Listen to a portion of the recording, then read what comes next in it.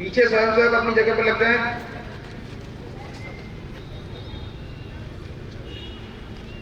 ध्वजारोहण होने वाला है, अपनी जगह पर लग गए पीछे स्वयंसेवक।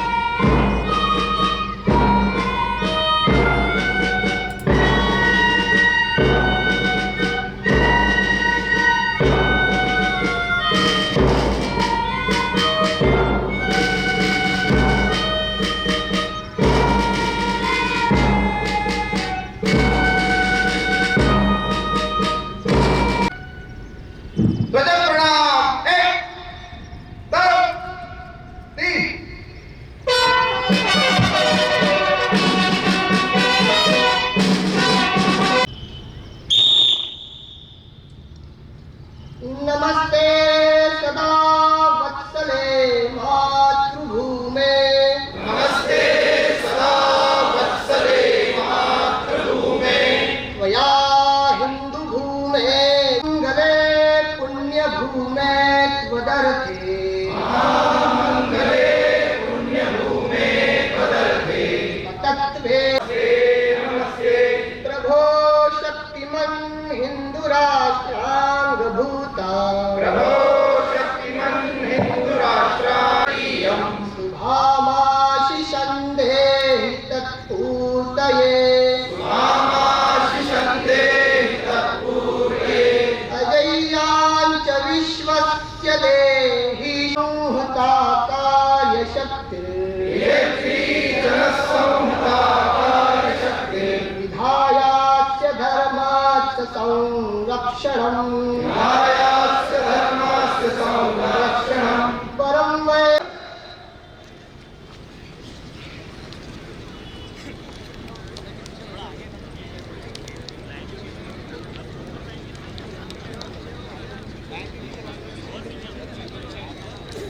सावधान दोस्तों, सावधान। तिष्ठ योग क्रमांक 1 करो। 1 2 3 4 5 6 7 8। 1 2 3 4 5 6 7 8। तिष्ठ योग क्रमांक 2 करो। 1 2 3 4 5 6 7 8। 1 2 3 4 5 6 7 2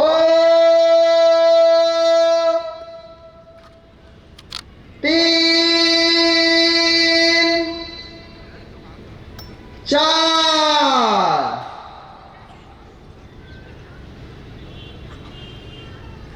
5 6 7। आसन क्रमांक 2 उत्कटासन। एक, दो, तीन, चार,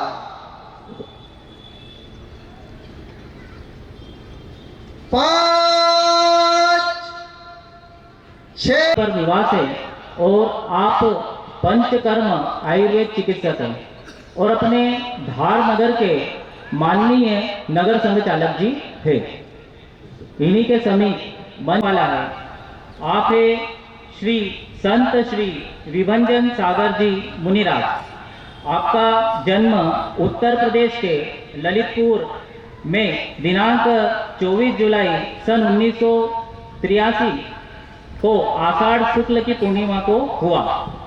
आपने एमए जैन दर्शन से शिक्षा प्राप्त की और आपकी शुल्लक दीक्षा परम पूज्य गणाचार्य जी श्री विराग सागर जी मुनिराज के सानिध्य में 13 फरवरी 2006 माघ शुक्ल पूर्णिमा को श्रवण बेल गोला जिला हासन कर्नाटक में हुई। आपकी मुनि दीक्षा परम पूज्य गणाचार्य श्री विराज सागर जी मुनिराज के सानिध्य में 27 फरवरी 2012 फाल्गुन शुक्ल पंचमी को सिद्ध क्षेत्र सोनागिरी जी जिला दतिया मध्य प्रदेश में हुई। आपके द्वारा विभिन्न विषयों पर धार्मिक एवं जन उपयोगी साहित्य की रचना भी की गई एवं लेख प्रकाशित किए गए। आज के इस कार्यक्रम के अतिथि श्री प्रकाश जी बापना, आपका पिपली बाजार धार में निवास है और आप धार नगर के एक प्रतिष्ठित उद्योगपति है और वर्तमान में जैन श्री संघ के अध्यक्ष भी है। आप बाल्यकाल से टांडा में संघ के स्वयंसेवक रहे हैं और अभी वर्तमान में आप विभिन्न सामाजिक और धार्मिक गतिविधियों में से जुड़े हुए हैं। आज के इस कार्यक्रम के मुख्य वक्ता जिनका हमें उद्बोधन प्राप्त होने वाला है, मंच के बाईं ओर विराजित है, आप है श्री रघुवीर सिंह जी सिसोदिया। उज्जैन के पास ग्राम नांदेड़ में आपका निवास है। आप पूर्व में उज्जैन ग्रामीण जिला कार्यवाह, उज्जैन विभाग कार्यवाह, प्रांत के सह शारीरिक शिक्षण प्रमुख और वर्तमान में आप मालवा प्रांत सह कार्यवाह थे। अभी अमृत वचन और एकल गीत के पश्चात पहले हमारा संत श्री का आशीर्वचन होगा, उसके पश्चात हमारे जो मुख्य अतिथि है उनका उद्बोधन प्राप्त होगा।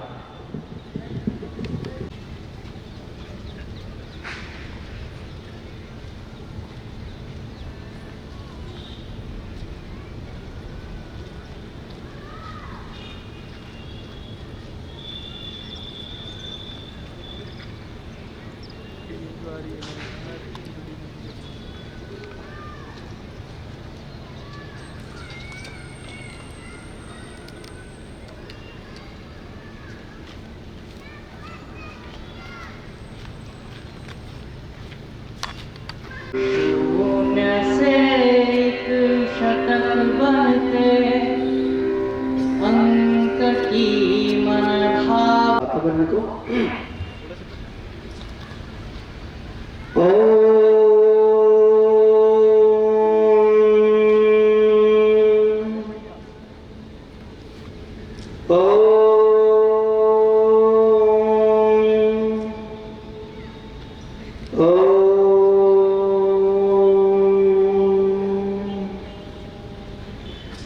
जन जन लंका घर घर रावण, इतने राम कहाँ से लाऊं।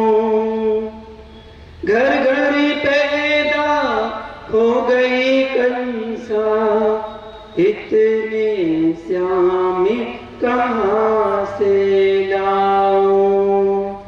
धन्य वही है जो प्राणी संतोष सामृत का पान करे।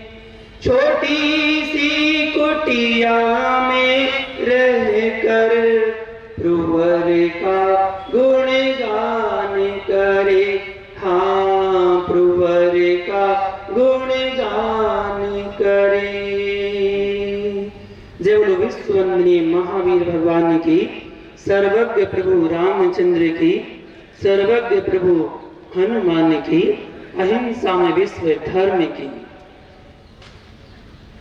महानुभाव, आज सर्वप्रथम पावन शताब्दी महोत्सव के इस अवसर पर मैं समस्त स्वयं सेवकों को साधुवाद देता हूं, जिन्होंने तन मन और आत्मा से राष्ट्र की सेवा को अपने जीवन का व्रत बनाया है। हम एक ऐसे संगठन की शताब्दी मना रहे हैं जिसने भारत मां को फिर से जागृत करने का संकल्प लिया है। कहते हैं जैसी दृष्टि होती है वैसी सृष्टि नजर आती है। जो राष्ट्र को केवल भूमि का टुकड़ा समझता है वह कभी उसका सेवक नहीं बन सकता है। हमें भारत को मात्र भूमि ही नहीं, मुक्ति भूमि के रूप में देखना है। जैसे जैन मुनि संसार को क्षणिक मान करके मोक्ष की ओर दृष्टि रखते हैं, वैसे ही स्वयं सेवक को भी दूरदर्शिता रखनी चाहिए। आज नहीं तो कल राष्ट्र को परम वैभव तक पहुंचाना ही हमारा लक्ष्य होना चाहिए। स्वयं सेवक का आचरण ऐसा हो कि वह स्वयं में एक चलता फिरता संदेश बन जाए।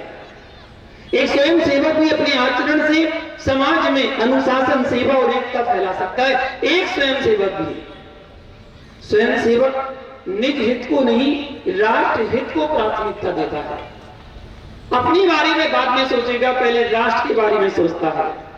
परिवर्तन बाहर नहीं, भीतर से आता है। जो संघ से जुड़ता है उसका जीवन ही बदल जाता है। मैं सोच रहा था, चिंतन कर रहा था कि जो संघ में शामिल होता है तो अपने जीवन को कैसे बदल देता है। वो केवल यहाँ नहीं, अपने घर में, अपने परिवार में, अपने समाज में सब कुछ उसका जीवन ही बदल जाता है जो इस संघ से जुड़ता है। दृष्टि बदले तो दिशा बदलती है, और दिशा बदले तो जीवन की दशा ही बदल जाती है। संकल्प बड़ा हो तो साधन छोटे पड़ते हैं। इसलिए स्वयं सेवक संघ ये कहता है, मैं नहीं, राष्ट्र पहले। अपने आप को नहीं देखना पहले, मैं को नहीं, पहले राष्ट्र को देखना है। राष्ट्र सुरक्षित है तो हमारा समाज सुरक्षित है, समाज सुरक्षित है तो हमारा परिवार सुरक्षित है, और परिवार सुरक्षित है तो हम सुरक्षित हैं। सबसे पहले राष्ट्र है।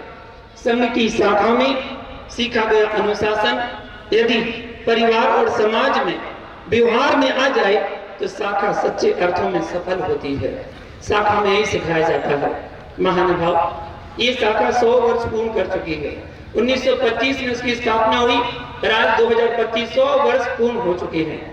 और इस शाखा में बड़े बड़े कर्मठ नेता भी हुए हैं जो शाखा से निकलकर बने हैं।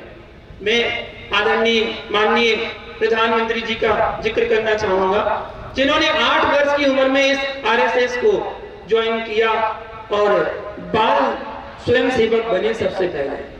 और फिर 1971 से 95 तक उन्होंने विभिन्न स्तरों पर उन्होंने काम किया। इस संगठन में, प्रशिक्षण में, युवा कार्य में, राजनीतिक समन्वय में, अलग अलग जगह पर उन्होंने अपना जीवन व्यतीत किया। और साथ ही 1995 में जब उनको भाजपा में नियुक्त किया गया, उसके बाद लगभग 13 वर्ष मुख्यमंत्री और 12 वर्ष अभी प्रधानमंत्री बने हो चुके हैं। ऐसे कर्मठ नेता हुए, और अमित शाह जैसे नेता भी यहाँ पर स्वयं सेवक में 14-15 वर्ष की उम्र में स्वयं सेवक बने। वो आरएसएस सेवा स्वयं सेवकों की जो संस्था है, राष्ट्रीय स्वयं सेवक संघ, उसका नाम ही है राष्ट्र को, जो राष्ट्र को समर्पण है। ऐसा समर्पण जो हर व्यक्ति के जीवन में आना चाहिए। महानुभाव, जैनों के प्रथम तीर्थंकर आदिनाथ भगवान इस पूर्व में हुए हैं, इस काल में हुए हैं। और आदिनाथ भगवान ने जीवन जीने की 5 शिक्षाएं दी थी, और वो 5 शिक्षाएं आज हर व्यक्ति अपना ले तो उसका जीवन मंगलमय हो जाता। सबसे पहले उन्होंने एक बात बोली थी, उन्होंने कहा कि अपने आप को बदलो, दूसरे को बदलने की कोशिश मत करो। दुनिया में हर व्यक्ति दूसरे को बदलने की कोशिश करता है, अपने आप को नहीं देखता कि मैं कौन हूं। वह बात को आज हमारे स्वयंसेवक अपनाते हैं। पहले अपने आप को बदलते हैं, दूसरे को बातें बदलने की कोशिश करते हैं। दूसरी बात उन्होंने कही अपना काम स्वयं करना, दूसरे को नहीं टालना। इसलिए अपना काम स्वयं करना, कभी दूसरों से अपेक्षा नहीं रखना चाहिए। अगर हम दूसरों से अपेक्षा रखेंगे तो अपेक्षा की उपेक्षा होगी और दुख होगा। तीसरी बात उन्होंने कही जीवन में स्वतंत्र रहना, किसी की पराधीनता स्वीकार नहीं करना, किसी की गुलामी स्वीकार नहीं करना। हम स्वतंत्र थे, स्वतंत्र हैं और स्वतंत्र रहेंगे। स्वतंत्रता का अपना भाव अपनाना। और चौथी बात उन्होंने बोली स्वच्छंद मत बनना, स्वतंत्र तो रहना लेकिन स्वच्छंद मत बनना, मनमानी मत करना। और पांचवी बात उन्होंने कही जहां रहो, जैसे रहो, जिस स्थिति में रहो, सदा मुस्कुराते रहो, यही जीवन का सवाल है। यादनाथ भगवान ने शिक्षा दी थी। और 24वें तीर्थंकर हमारे महावीर भगवान जैन हुए, वो महावीर भगवान जिन्होंने अहिंसा धर्म का प्रचार किया। और 5 सिद्धांत उन्होंने बताया, अहिंसा, सत्य, अस्तेय, ब्रह्मचर्य और परिग्रह। अहिंसा धर्म को अपनाना है, किसी जीव को मारना नहीं, काटना नहीं, खाना नहीं, हमारे अहिंसा धर्म बताया गया। और अहिंसा धर्म अभी से नहीं, अनादिकाल से चला आ रहा है। हर व्यक्ति के अंदर अहिंसा धर्म है। झूठ नहीं बोलना, सत्य धर्म का पालन करना, चोरी नहीं करना, अस्तेय धर्म का पालन करना, ब्रह्मचर्य का पालन नहीं करना, ब्रह्मचर्य को जीवन में अपनाना और जितनी आवश्यकता हो उतना परिग्रह रखना, बस अपरिग्रह को जोड़ना ना। ये 5 सिद्धांत महावीर भगवान ने बताया। और उन्होंने कहा, और उन्होंने क्या, मैं कहता हूं उन्होंने जो आदेश दिया, उन्होंने जो उपदेश दिए, मैं कहता हूं कि अगर इस देश का हर नागरिक उन 5 सिद्धांतों को अपना ले, विश्व का हर नागरिक उन 5 सिद्धांतों को अपना ले, तो उसको ना कोतवाली की जरूरत पड़ेगी, ना पुलिस वालों की जरूरत पड़ेगी, ना वकील की जरूरत पड़ेगी, ना जज की जरूरत पड़ेगी, और ना ही मिलिट्री की जरूरत पड़ेगी, और ना ही देश में कोई बॉर्डर बनाने की आवश्यकता पड़ेगी। सब कुछ समाप्त हो जाएगा अगर 5 सिद्धांतों को जीवन में अपना लिया जाए। तो महानुभाव, आरएसएस ने भारतीय परंपरा, संस्कार और आचार विचार को जन जन तक पहुंचाया है।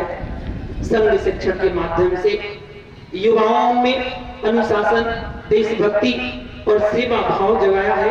इस आरएसएस संस्था ने शाखाओं के माध्यम से बच्चों और युवाओं में शारीरिक, मानसिक और आध्यात्मिक विकास के साथ साथ चारित्र का निर्माण कार्य भी इसने किया है। और महानुभाव, स्वदेशी अपनाओ की भावना के साथ साथ ग्रामोदय और आत्मनिर्भर भारत का मार्ग भी इन्होंने दिखाया है। मैं आप सभी से कहना चाहूंगा, आरएसएस के अनेक सेवा संगठन हैं, जो जुड़े हैं, जो नहीं जुड़े हैं उनको भी जुड़ना चाहिए। अनेक संगठन हैं, जैसे सेवा भारती है, विद्या भारती है, वनवासी कल्याण है, आश्रम है, और शिक्षा, स्वास्थ्य, समाज सेवा के क्षेत्र में कार्यरत जो भारतीय करुणा, दया भाव के प्रतीक है, ऐसी संस्थाओं से हर व्यक्ति को जुड़ना चाहिए। वसुधैव कुटुंबकम, वसुधैव कुटुंबकम की भावना को अपनाते हुए संघ ने यह बताया है कि भारत में विविधता के बीच में एकता ही हमारी सांस्कृतिक शक्ति है। हमारा भारत देश, वो कहता है भारतीय संस्कृति और एक पाश्चात्य संस्कृति।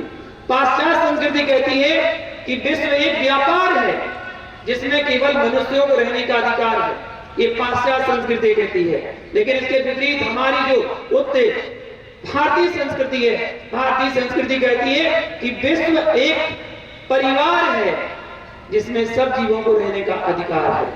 ये हमारी संस्कृति कहती है। हमारी संस्कृति की वेशभूषा, हमारी संस्कृति की भाषा, हमारी संस्कृति की पहचान हमारे आचरण से है। अपनी भाषा नहीं बदलना। एक बार मैंने किसी से पूछा, मैंने कहा अपनी भाषा कौन सी है? तो बोला हिंदी। मैंने अंग्रेजी क्यों बोलते हो? मैंने कहा हमारी वेशभूषा क्या है? तो वेशभूषा बोले सादा है, कुर्ता पजामा साड़ी हमारी वेशभूषा है। तो हमने कहा ये फटे पुराने कपड़े क्यों पहनते हो? फटे पुराने कपड़े पहनते ना, कटे फटे ऐसे कपड़ों को पहनते हैं। हम पाश्चात्य संस्कृति को क्यों अपनाते जा रहे हैं? हमारा खाना क्या है? शुद्ध शाकाहारी हमारा खाना है। क्यों पाश्चात्य संस्कृति का भोजन क्यों अपनाते जा रहे हैं? चाइनीज खाना खा रहे हैं। महानुभाव, खाने पीने के लिए मना नहीं है, लेकिन वो खाना खाओ जो हमारे लिए उपयोगी, हमारे स्वास्थ्य के लिए अच्छा हो। वसुधैव कुटुंबकम की भावना को अपने जीवन में अपनाना चाहिए। संघ के स्वयंसेवक अनेक राष्ट्रीय संकटों में, जैसे बाढ़ हो, भूकंप, महामारी, युद्ध काल, सेवा कार्यों में हमेशा अग्रणी रहे हैं, जो राष्ट्रभक्ति का जीवन उदाहरण माना जाता है। आरएसएस का विश्वास है कि भारत की संस्कृति भारत की आत्मा है। इसलिए संस्कृति के संवर्धन से ही राष्ट्र सशक्त बन सकता है। अपनी उस संस्कृति को आगे बढ़ाने के लिए अपने बारे में विचार करिएगा। इसलिए हमारे यहाँ अभी हमें मुझे पता चला पंच परिवर्तन का उस सिद्धांत आया अपने कि पंच परिवर्तन लाना, समाज में अगर जागरूकता लानी है, एकता लानी है, तो पंच परिवर्तन को जीवन में अपनाना है। वो कौन से पंच परिवर्तन? कुटुंब प्रबोधन, संयुक्त परिवार बिखर करके आज वर्तमान में एकल होते जा रहा है और अब लिव इन और सिंगल पेरेंट्स फैमिली तक आ गई है। परस्पर में संवाद की कमी हुई है, इस कारण से ऐसी स्थिति बन रही है जिससे तनाव, डिप्रेशन, तलाक, आत्महत्या, व्यसनहीनता ऐसे परिणाम सामने नजर आते हैं जहां कुटुंब प्रबोधन नहीं है। इसलिए कुटुंब प्रबोधन बनाने के लिए साथ साथ बैठे, एक साथ बैठने की परंपरा को जागृत करें, आपस में बातचीत करें, आपस में खाना खाएं मिलकर, स्वाध्याय करें, चिंतन करें, आपस में पड़ोसी से मिलने जुलने के लिए जाएं, बड़ों का आशीर्वाद लें और समय का ध्यान रखें जो आप लोग रखते हैं। मुझे पूरा विश्वास है समय का सभी लोग ध्यान रखते हैं। एक एक मिनट कीमत है, एक एक मिनट बहुत कीमती है, उसका एक एक मिनट कीमती है तो उसका अपनाते हैं महानुभाव। बस भोजन के समय लैपटॉप, मोबाइल, टीवी इनका प्रयोग ना करें, तभी आप समझ लेंगे परिवार कुटुंब क्या है। कुटुंब के परिवार के 5 सदस्य, 7 सदस्य, सातों के पास मोबाइल है, अपने अपने मोबाइल में लगे हुए हैं, आपस में बातचीत ही नहीं हो पाती है, इसलिए कुटुंब प्रबोधन नहीं बन पा रहा है। समरसता होना चाहिए, सबको समान समझना चाहिए, सब एक है। हम सब मिलकर अगर कोई काम करते हैं तो कोई बड़ी से बड़ी काम को भी हम सरल तरीके से कर सकते हैं। स्वदेशी अपनाओ, स्वदेशी अपनाओ, देश बचाओ। बस इस बात को याद रखना, भारत की संस्कृति, परंपरा, हमारी रीति नीति, इनसे जुड़ी हुई हर बात को अपनाना, भारतीय खाना खाना, भारतीय कपड़े पहनना, भारतीय भाषा बोलना, यही तो स्वदेशी है। आज हम अगर स्वदेशी अपनाते हैं तो हमारे हर वस्तु का ऊपर स्वदेशी प्रयोग करते हैं तो हमारा पैसा हमारे भारत में रहेगा।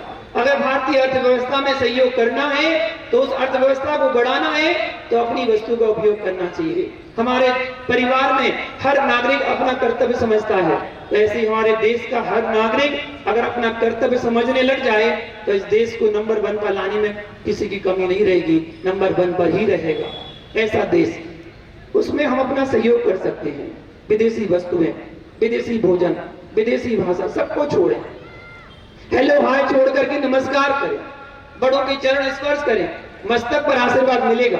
आंटी अंकल को छोड़ करके काका काकी बोले, मामा मामी बोले, चाचा चाची बोले, दीदी भैया बोले, ऐसे शब्दों का प्रयोग करें, आपस में और एकता जुड़ेगी। नागरिक अनुशासन, अपने अपने कर्तव्यों का पालन करें, ट्रैफिक के नियमों का पालन करना, स्वच्छता के नियमों का पालन करना, गंदगी नहीं फैलाना, मतदान अवश्य करना, कभी टैक्स नहीं चुराना, सरकारी टैक्स देना ही है, अतिक्रमण नहीं करना, अपने समय की कीमत को समझना और आपदा के समय में शासन का सहयोग करना, बिजली पानी का अपव्यय नहीं करना, इसको हमारे यहाँ अनर्थ दंड व्रत कहते हैं। अगर उपयोग है, आप बैठे हैं तो जरूर चलाइए, कोई बात नहीं, लेकिन जब आप वहां पर नहीं है तो अनर्थ दंड बिल्कुल नहीं करना चाहिए। और पर्यावरण का बिल्कुल ध्यान रखना। हम किन किन बातों को देखिए, पर्यावरण में हर एक को भगवान मान लेते हैं, हम ऐसे पर्यावरण की रक्षा करते हैं और रक्षा करना चाहिए। जल को भी भगवान मान, जल देवता, वायु देवता, अग्नि देवता, और वृक्षों में हम बरगद की पूजा कर रहे हैं, तुलसी की पूजा कर रहे हैं, जानवरों तक की तो पूजा कर लेते हैं। हम तो पर्यावरण को इतना अपना मानते हैं, वो पर्यावरण को अपना मानेंगे तो तभी समझ में आएगा कि यदा कदा कहीं भी गंदगी फैला के पर्यावरण को अशुद्ध नहीं करना है। पेड़ों को लगाना चाहिए, पेड़ों को लगाएंगे तो पर्यावरण और अच्छा होगा। तो महानुभाव, छोटी छोटी सी बातों का बड़ा महत्व होता है। सबके साथ रहने में जो आनंद है वो अकेले रहने में नहीं है, घर के खाने में जो आनंद है वो बाजार के खाने में नहीं है, माता पिता के पैर छूने में जो आनंद है वो हाथ मिलाने में आनंद नहीं है। सुबह उठकर माता पिता को नमस्कार करें, उनको नमस्कार वंदना करेंगे, चरण वंदना, तो आपको उनको आशीर्वाद जरूर मिलेगा। ये आरएसएस के जो 100 वर्ष हैं, कैसे कैसे 100 वर्ष पूरे निकले हैं, सभी स्वयंसेवक जानते हैं। इतिहास उठा के पढ़ेंगे तो आपको पता चलेगा कि आरएसएस ने 100 वर्ष कैसे पूर्ण किए हैं। महानुभाव, मैं आशा करता हूँ यह पंच परिवर्तन आपके जीवन में एक नई प्रेरणा बनेंगे, न केवल संगठन को बल देगा बल्कि आपको आत्मिक ऊंचाइयों तक भी ले जाएगा। इन पंच परिवर्तन को अपने जीवन में अपनाएं, हम भी अपनाएं, तभी हम दूसरों को बोल सकते हैं अपनाने के लिए। मैं एक साधु हूं और गर्व से कहता हूं कि संघ के सदस्यों का समर्पण, उनकी कड़ी साधना और त्याग हमें सभी के लिए प्रेरणा है। इस शताब्दी के पर्व पर हम सब मिलकर अपने अमूल्य विरासत को जीवंत रखें। बस यही संकल्प लें। आप यहाँ पर हमारे लिए सुन रहे हैं, आपने हमसे जो बात सुनी है उसको जीवन में अपनाने की कोशिश करें। आपने मुझे सुना, मैं अनुभूत हूँ और सभी के लिए मैं बहुत बहुत, हमारे अतिथि जन जो आए हैं उनको भी मेरा बहुत बहुत मंगल आशीर्वाद है और आप सभी को मेरा बहुत बहुत आशीर्वाद है। ऐसे ही संघ से जुड़े रहें और संघ के जुड़कर संघ का नाम रोशन करते रहें और अपने जीवन में अच्छे आचरण को अपनाएं। इसी मंगल भावना के साथ जय महावीर, जय हिंद, जय भारत, ओम नमः।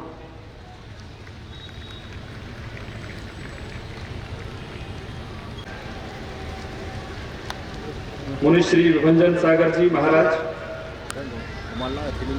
जिन्होंने यहाँ पर उपस्थित होकर उन 24 तीर्थंकरों का ज्ञान हम सबको प्राप्त कराया। के अंदर राष्ट्रीय स्वयंसेवक संघ का एक संगठन खड़ा किया जाए, क्योंकि हमारे अपने इस देश का इतिहास अगर हम जानेंगे तो इस देश जिस प्रकार का देश हुआ करता था, जिसने कई विपदाओं को झेल करके भी अपने अस्तित्व को बचाए रखा। लगभग एक 800 वर्षों का कालखंड जो बीता, जिसमें हमने शकों से, हुणों से, यौनों से, इन सारे लोगों से अपने देश की रक्षा की और उस समय के अंदर एक भी गुलामी के चिन्ह यहां पर बचे नहीं थे। लेकिन बाद के कालखंड, 1000 वर्ष के उस कालखंड के अंदर मुगलों के, अंग्रेजों के जो आतताइयों के आक्रमण अपने देश के अंदर हुए, उस कालखंड के अंदर हमारा अपना यह देश, जिसका जो मूल समाज था, उसके अंदर कहीं ना कहीं इस प्रकार की बातें आई जिससे हमारा यह समाज बिखर गया। हमारे अस्तित्व को हम सब लोग भूल गए, हम स्वाभिमान शून्य हो गए, हम ये भूल गए कि हम कौन लोग थे, हमारे अपने वैभव को हमने भुला दिया। हम उस राणा प्रताप की संतानें थी, उस शिवाजी की संतानें थी, गुरु गोविंद सिंह जी की संतानें थी, जिन्होंने अपना सर्वस्व अर्पण करके इस देश की रक्षा की थी। लेकिन बंधुओं, ये एक षड्यंत्र भी था। हमारे अपने इस देश के उस स्वाभिमान को, विजयशाली गौरव को ये भुलाने के लिए इस देश के अंदर कई प्रकार के षड्यंत्र हुए और अपना देश अपने इस स्वाभिमान को भूल गया। परम पूज्य डॉक्टर केशव बलिराम हेडगेवार उस समय देश की स्वतंत्रता के आंदोलन में सक्रिय थे। यह भारत देश फिर से कैसे विजित होगा और यह भारत देश कैसे गुलाम हुआ, इसके सतत चिंतन में लगे हुए थे। इतना वैभवशाली, इतना संपन्नशाली ये देश गुलाम कैसे हो गया, इसके विचारों के अंदर डूबे हुए थे। और देश को आजादी प्राप्त कैसे हो, इस कार्य में सतत लग करके उन्होंने विचार किया कि ये देश आखिर गुलाम हुआ कैसे। उनके चिंतन में यह आया कि इस देश का जो मूल समाज है वो हिंदू समाज है और वो हिंदू समाज स्वाभिमान शून्य हो गया है। इसलिए इस मूल समाज को, इस देश के मालिक को, इस देश की चिंता करने वाले समाज को फिर से संगठित करने का प्रयास करना चाहिए। और डॉक्टर केशव बलिराम हेडगेवार ने 1925 के अंदर नागपुर के मोहिते के बाड़े में इस पुनित कार्य का प्रारंभ विजयादशमी 1925 के अंदर किया। और मन के अंदर विचार एक ही था कि इस देश के मूल समाज को संगठित कर इस देश की सर्वांगीण उन्नति के लिए कार्य करेंगे, इस देश की स्वतंत्रता के लिए कार्य करेंगे। और लगातार उस काम को प्रारंभ करने के पीछे एकमात्र उद्देश्य था कि इस देश के अंदर, इस विश्व के अंदर फिर से भारत माता की जय हो, ये भारत का खोया अस्तित्व फिर से पुनः जागृत हो, ये भारत फिर से विश्व का गुरु बनकर पूरे विश्व के अंदर शांति का संदेश देने वाला बने। इस विचार को लेकर यह पुनित कार्य प्रारंभ हुआ। लेकिन बंधुओं, हम सब जानते हैं जब अच्छा कोई काम प्रारंभ होता है तो उसे रोकने के प्रयास, उसका उपहास, उसकी उपेक्षा भी की जाती है। वैसा ही ठीक संघ के साथ भी हुआ। जब डॉक्टर हेडगेवार ने संघ का काम प्रारंभ किया, हम जैसे 8, 10, 12, 15 बच्चों को लेकर संघ स्थान पर खेल खेल करके इस काम को प्रारंभ किया, तो लोगों ने उनकी हंसी भी उड़ाई, उनकी उपेक्षा की, उनका उपहास उड़ाया गया कि हिंदू समाज को इकट्ठा करने चला है, ये डॉक्टर पागल हो गया है। ये हिंदू समाज के 4 लोग एक दिशा में तब जाते हैं जब 5वां इनके कंधे पर होता है। वो ऐसा कालखंड इस हिंदू समाज का हुआ करता था, और उस कालखंड के अंदर हिंदू समाज को संगठित करने का बीड़ा उठाने वाले ये डॉक्टर केशव बलिराम हेडगेवार। लेकिन बंधुओं, जिनका उद्देश्य अच्छा होता है, जिनका लक्ष्य अच्छा होता है, वो काम फलित होता है। और धीरे धीरे करके उस यात्रा को जब प्रारंभ किया, 1925 से 1940 के इस 15 वर्ष के कालखंड में इस राष्ट्रीय स्वयंसेवक संघ का काम पूरे देश के सभी प्रांतों तक पहुंचाने वाले डॉक्टर केशव बलिराम हेडगेवार। और 1940 में जब उन्होंने अपनी देह छोड़ी, अपने उस खून का पानी कर दिया, इतना लगातार अपने उस शरीर को खपा करके, अपनी देह को खपा करके इस राष्ट्र के कार्य की जोत हर एक प्रांत तक पहुंचाई। लेकिन जैसे जैसा हमारा काम आगे बढ़ा, हमारी उपेक्षाएं होती गई, और आगे चल करके वो 1947 का समय और 48 का समय, हम सब, अभी महाराज जी ने कहा कि संघ के इतिहास को पढ़ना चाहिए। और वो 1947 के अंदर जब देश स्वतंत्र हुआ, भारत माता के टुकड़े करके, उस समय इस देश का जो विभाजित क्षेत्र था, जो आज का पाकिस्तान है, लाहौर है, कराची है, इसके अंदर रहने वाले हिंदू समाज की क्या स्थिति हुई थी, ये हम सब लोग जानते हैं। और ऐसे समय के अंदर परम पूज्य गुरु जी के आदेश के द्वारा जो द्वितीय सरसंघ चालक संघ के हुए, उन्होंने कहा कि उस क्षेत्र से एक एक हिंदू जब तक स्वतंत्र सुरक्षित रूप से अपने देश के अंदर नहीं आ जाता, तब संघ के संसद वही डटकर उनकी सुरक्षा करेंगे। और वैसा ही ठीक हुआ। संघ के संसदों ने उस विभाजन के समय भी अपनी भूमिका इस देश के लिए दी है। लेकिन जिस प्रकार की मैंने कहा कि हमारी स्थिति थोड़ी मजबूत होती गई, कई लोगों के पेट में दर्द होना प्रारंभ हुआ, और 1948 आता है, गांधी जी की हत्या हो जाती है, और उसका झूठा आरोप राष्ट्रीय स्वयंसेवक संघ पर लगाकर उसको प्रतिबंध कर दिया जाता है। लेकिन उस समय के अंदर भी परम पूज्य गुरु जी को जेल के अंदर डाल दिया जाता है। संघ से जुड़े लोगों को प्रताड़नाएं दी जाती है, जेल के अंदर डाल दिया जाता है, उनके घर जला दिए जाते हैं, उनको जिंदा जला दिया जाता है। इस प्रकार का कृत्य अपने इस देश के रहने वाले कथाकथित देश विरोधियों के द्वारा किया गया। गुरुजी से पूछने जाया करते थे जेल के अंदर संघ के स्वयंसेवक कि गुरुजी, इस स्थिति के अंदर हमको क्या करना चाहिए, हमको प्रतिकार करना चाहिए, जो हमारे ऊपर आक्रमण कर रहे हैं उनको हमको उत्तर देना चाहिए। लेकिन गुरुजी का क्या शब्द था? गुरुजी ने कहा उस समय के अंदर कि अपने ही दांतों से अगर हमारी जीभ कट जाती है तो हमारे दांत को तोड़ा नहीं जा सकता। ये हमारे अपने हैं, ये आज हमारा विरोध कर रहे हैं, कल हमारे साथ में खड़े होंगे। इसलिए इस प्रतिकार को चुपचाप सहन करते रहो, आज नहीं तो कल हमको विजय प्राप्त होगी। और निश्चित रूप से 3 कोर्टों के अंदर राष्ट्रीय स्वयंसेवक संघ बरी होता है और पुनः संघ पर से बिना शर्त के प्रतिबंध हटाया जाता है।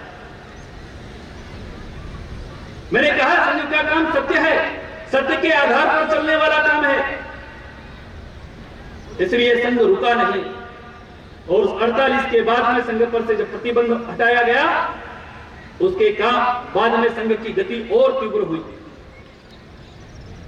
सारे समाज को साथ में लेकर यह करने वाला कार्य है। आज महाराज जी कह रहे थे कि संघ की इस प्रकार की ख्याति है।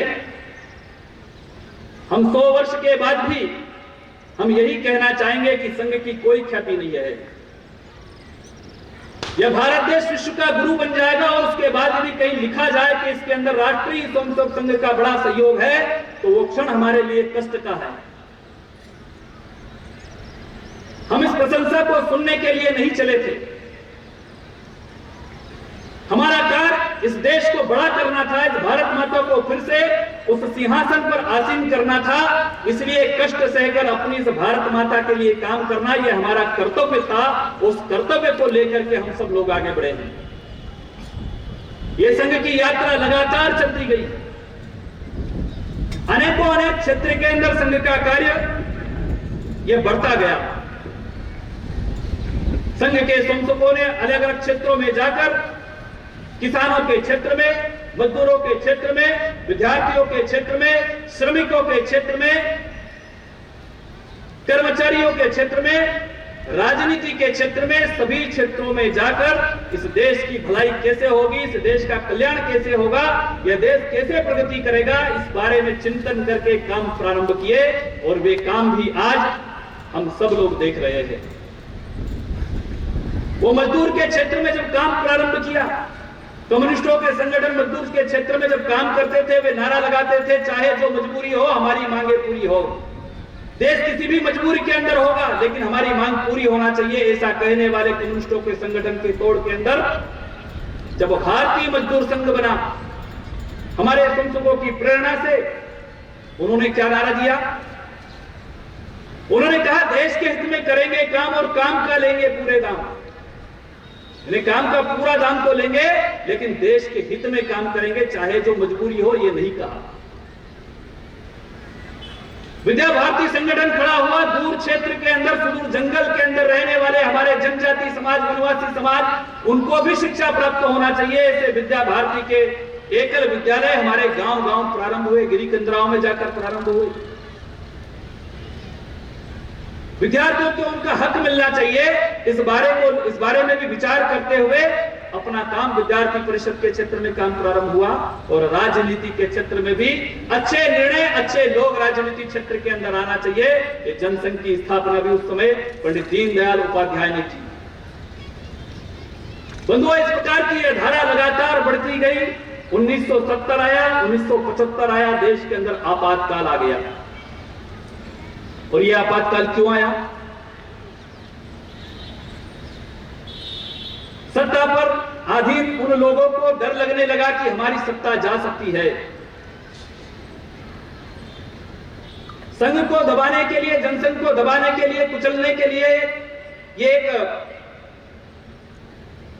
इस प्रकार का कठोर कदम उस समय की तात्कालिक प्रधानमंत्री ने उठाया और देश के अंदर आपातकाल लागू कर दिया और मीसा का कानून लागू किया। हमारे कार्यकर्ता 17-18 महीनों तक जेल के अंदर रहे। और उस समय भी वैसी ही प्रताड़ना, कई लोग मीसा के उस दंश को झेले हुए इस धार नगरी के अंदर भी है। उनसे हम सबको अनुभव सुनना चाहिए, किस प्रकार का चरित्र उन लोगों का था देश के अंदर। देश के अंदर चलने वाले अच्छे कार्य को दबाना इसलिए कि हमारा शासन चलता रहे। लेकिन वो समय भी निकल गया।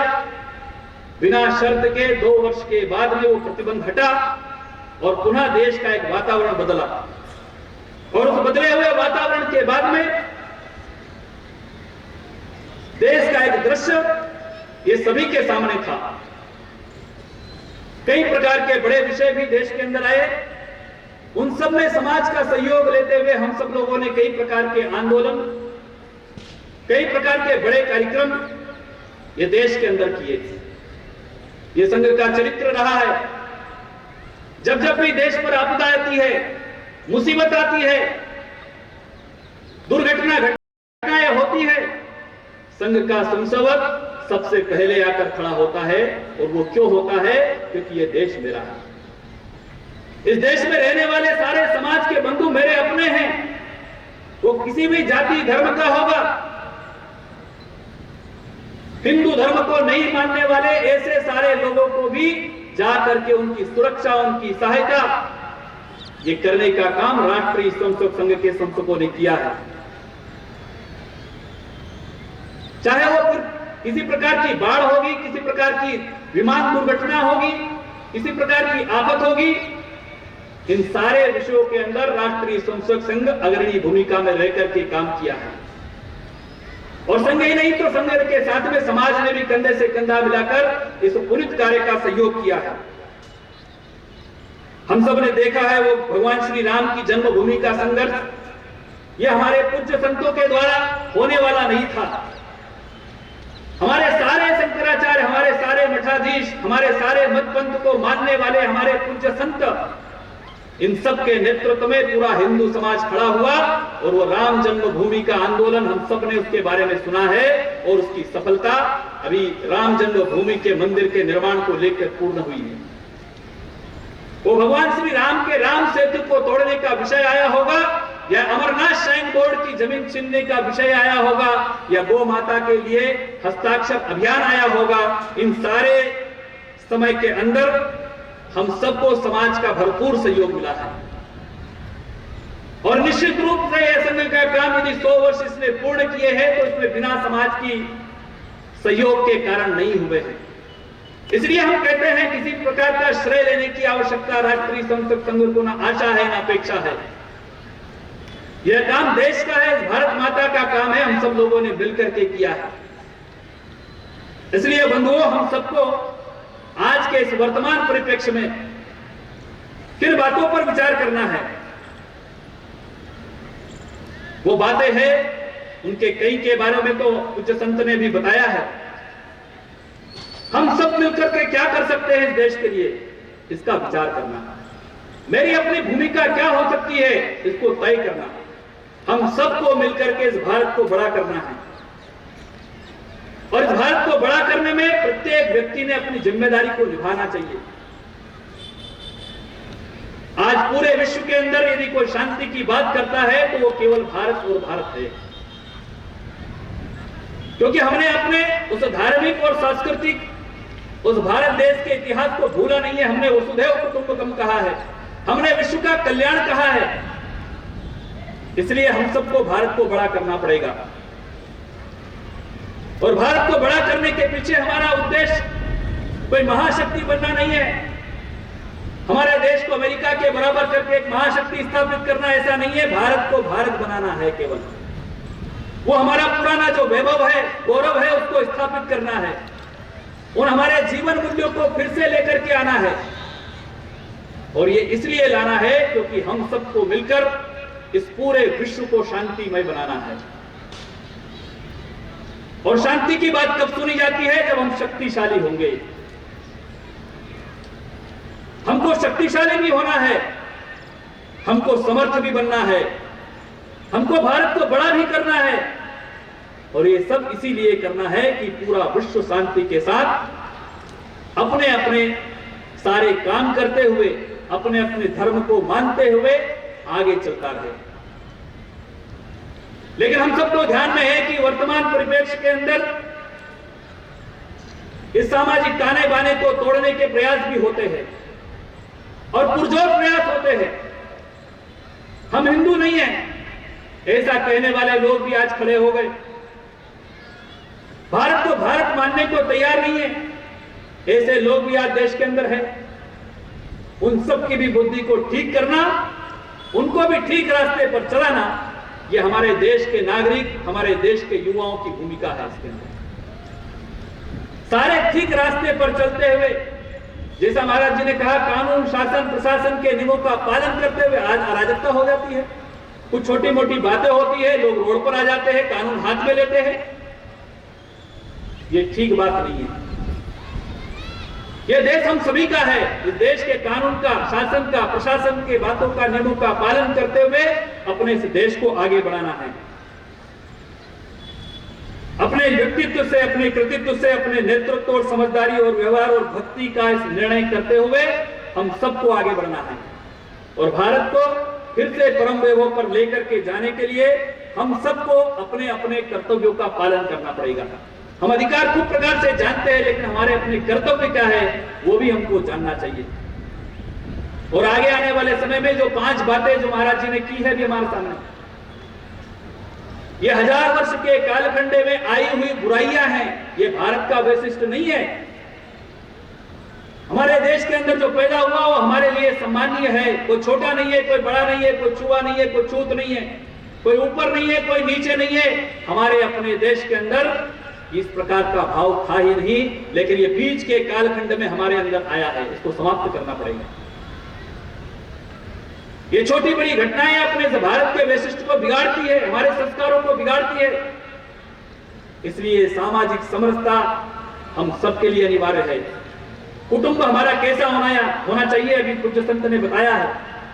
ये कुरीतियां जो हमारे अंदर आ रही है, ये हमारा नहीं है, इसको भी समाप्त करना। स्वदेशी जीवन जीना, अपने देश की वस्तुओं पर गर्व, अपनी देश की संस्कृति पर, भाषा भूषा, भजन भोजन पर गर्व, ये हमारा अपना वैशिष्ट्य, इसको भी मानना पड़ेगा। हमारे परिवार किस प्रकार के थे, आज पूरा विश्व हमारे परिवार व्यवस्थाओं पर भी चिंतन करता है। ये हमारी कुटुंब की व्यवस्था है, जिसके कारण आज भारत बचा है। उसमें एक महत्वपूर्ण भूमिका हमारे परिवार व्यवस्था की है, वो बनना चाहिए, वो कायम रहना चाहिए। स्वदेशी जीवन जीना, पर्यावरण के प्रति हमारी दृष्टि कैसी होना चाहिए, नागरिक कर्तव्य, इसका पालन होना, इन सब बातों का विचार करते हुए हम आगे आने वाले समय में आप सभी लोगों से केवल एक ही प्रार्थना करते हैं कि केवल संघ नहीं, समाज की सज्जन शक्ति, समाज के अंदर सक्रिय सारे नागरिक, माता बहिनें, सारे युवा इस देश के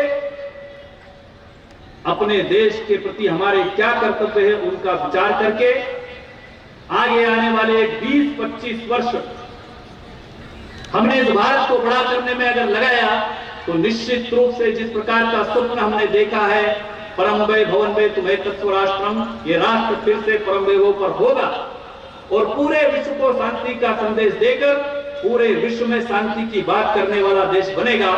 ऐसा मैं आप सबसे आग्रह भी करता हूं और आगे आने वाले समय में हम अपनी अपनी भूमिका निश्चित करें और इन सब बातों को अपने अंदर धारण करके एक श्रेष्ठ नागरिक, एक स्वच्छ भारत, एक श्रेष्ठ भारत, एक परम वैभवी भारत बनाने में हम सब अपनी भूमिका निभाएंगे और शताब्दी वर्ष के अगले पड़ाव के अंदर हम सब लोग समाज को साथ में लेकर, समाज हमारे साथ है, आज बड़ी संख्या में समाज का विश्वास संघ के संसकों के साथ है, संघ के संसद भी समाज के साथ कंधे से कंधा मिलाकर इस भारत को बड़ा करने में सब अपनी भूमिका निभाएंगे।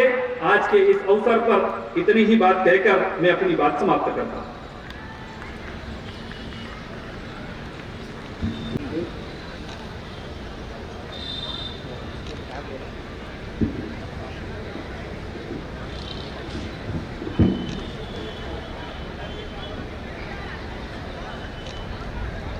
पांच मिनट में वापस अपने स्थान पे संपर्क करना है।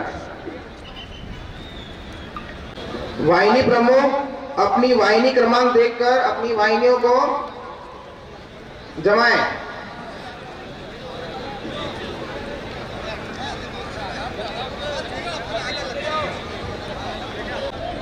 सभी वाहिनी प्रमुख अग्रेसर की गणवेश परीक्षण कर अग्रेसर लगाएं। हम लोग पीछे वाली वाहिनियों में लगेंगे। ये जिनका अभ्यास हुआ है उनकी वाहिनी है। वाहिनी क्रमांक 1 में जिनका अभ्यास हुआ है आ जाइए।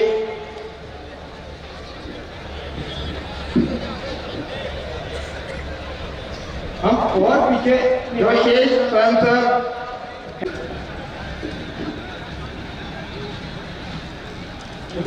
और पीछे से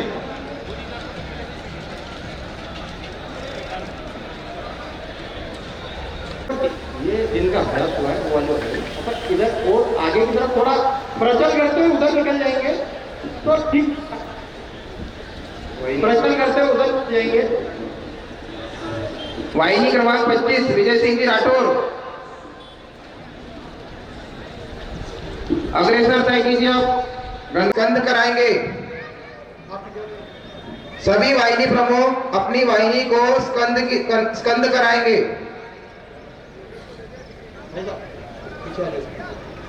यहाँ करेंगे ना, कोई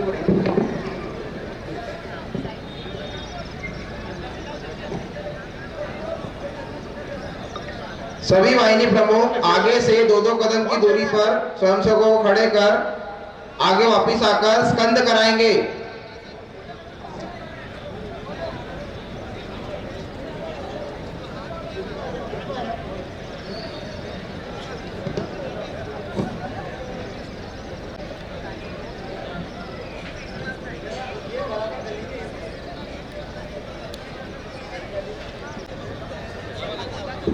दंड का मोटा सिरा हाथ में रहेगा, पतला सिरा ऊपर, उल्टे हाथ में दंड रहेगा।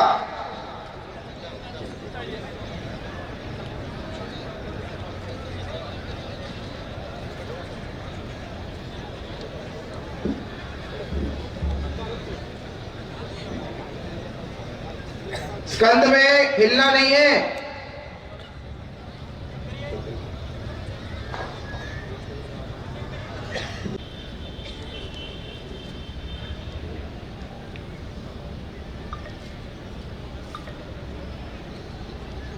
पीछे हलचल हो रही, बंद करें।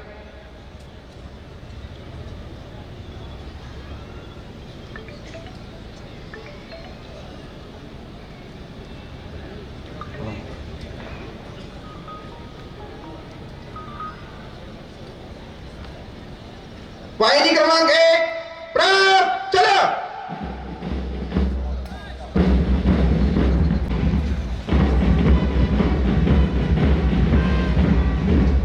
वाहिनी क्रमांक 2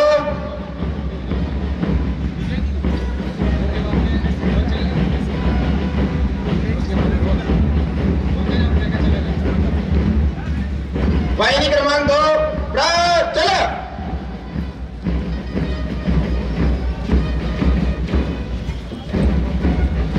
वाहिनी क्रमांक 2 के बाद प्रगत घोष दल रहेगा। वाहिनी क्रमांक 2 के बाद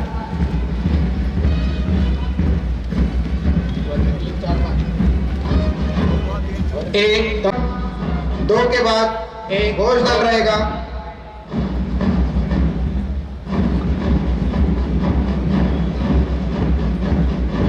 ये सामने देखकर चलना है। स्कंद की मुद्रा में आइए।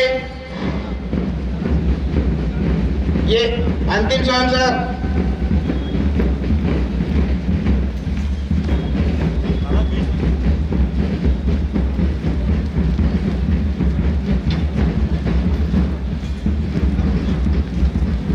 बुलदन ठीक कीजिए।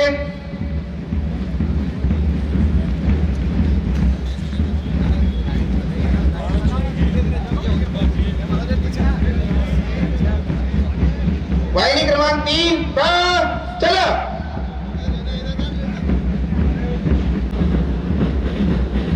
शिवपुरा चलो, कदम बढ़ा लीजिए। वाहिनी क्रमांक 3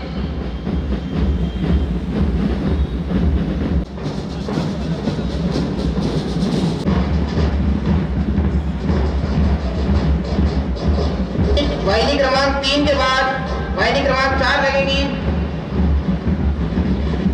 वाहिनी क्रमांक 4 के बाद 5 इन्हीं के पीछे 4 के वाहिनी क्रमांक 4 5 प्रारंभ, चलो। वाहिनी क्रमांक 5 का प्रचल हो गया है। वाहिनी क्रमांक 5 के बाद घोष दल।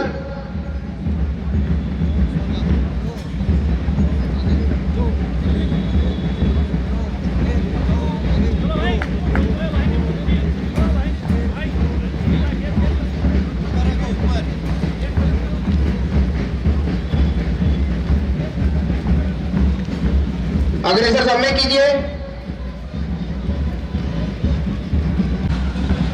घोष दल वाहिनी क्रमांक 5 के पीछे चलना है। आगे होगी, चलिए बड़े कदम।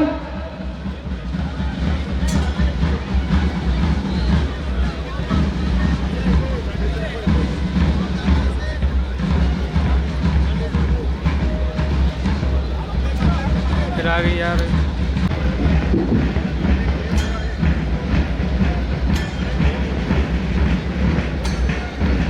घोष दल प्रारंभ, चलो।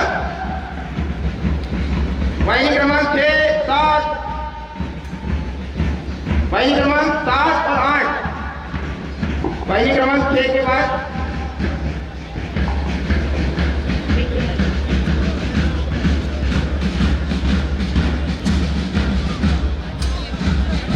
वाहिनी क्रमांक 7 वाहिनी क्रमांक 8 9 को भी दे दिए।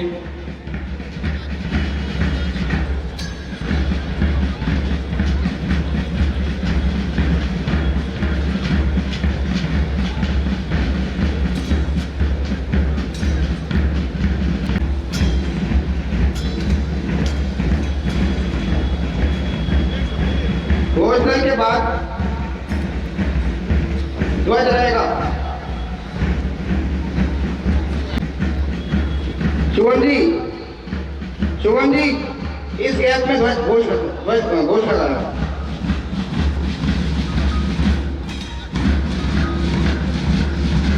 गोल चलो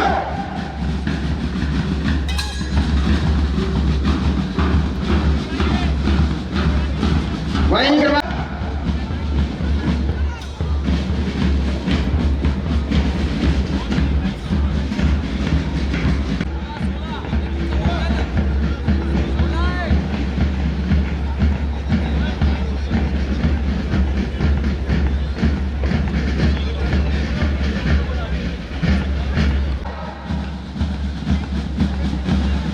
घोष की रचना शुरू होने पर हमको उल्टे पैर की एड़ी मिलाना है।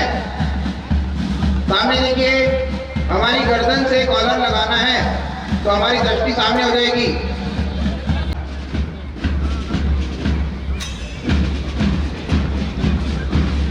गति कम होने पर हमको हमारी जगह पर इंतकाल करना है।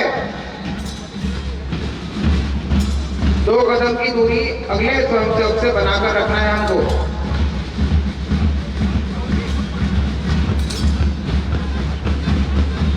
कल शुभम जी घोष लगाना है इनके पीछे।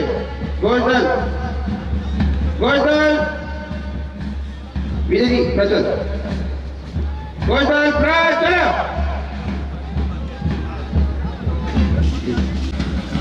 चारों स्वयंसेवक को साथ में चलना है। पैर मिलाइए विजय जी, आगे आगे।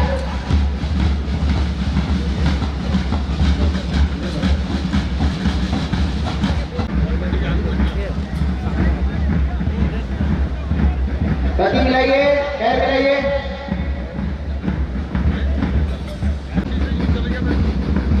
अगली टीम आएगी